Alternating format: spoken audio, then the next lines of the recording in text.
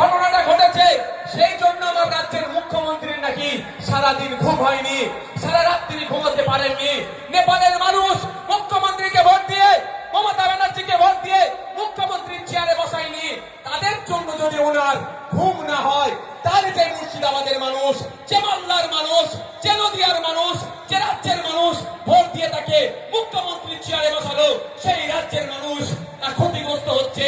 তাদের জমি প্রতিনিয়ত গঙ্গাবাক্যে চলে যাচ্ছে, পদ্মাবাক্যে চলে যাচ্ছে। তাহলে তিনি কিভাবে শান্তির ঘুম ঘুমাচ্ছে?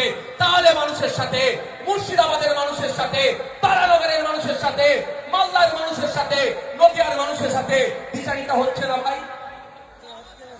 উনি নেপালের মানুষ, ওনাকে কোনোদিন ভোট দেয়নি, ওনাকে মুখ্যমন্ত্রী নেপালের মানুষ করেনি। উনি নেপালের জন্য চিন্তিত, সারা রাত ঘুমাতে পারেনি।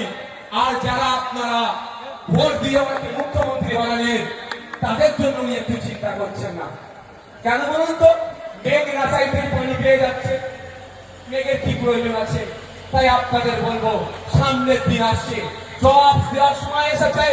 যখন ওয়াকফ নিয়ে সারা পশ্চিম বাংলার মানুষ, সারা ভারতবর্ষের মানুষ চিন্তিত যে ওয়াকফ নিয়ে কি হবে, ওয়াকফ নিয়ে কি হবে, সেই সময় মাননীয়া তিনি স্টেজ থেকে বললেন।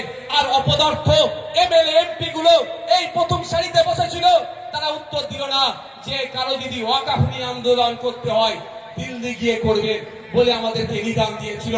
তাই সময় এসেছে মাদ্রাসা বাঁচানোর লড়াই, মসজিদ বাঁচানোর লড়াই, ঈদগাহ বাঁচানোর লড়াই, কবরস্থান বাঁচানোর লড়াই। আমাদের পাশে যারা ছিল না, সময়ের সাথে সাথে কার জবাব দেওয়া হবে। হবে তো নাকি ভাই? হাত তুলে দেখান, হাত তুলে দেখান। মমতা ব্যানার্জির এত সাহস কি করে হলো? তিনি রাজা, আমরা প্রজা নই, এটা মাথায় রাখতে হবে। গণতন্ত্র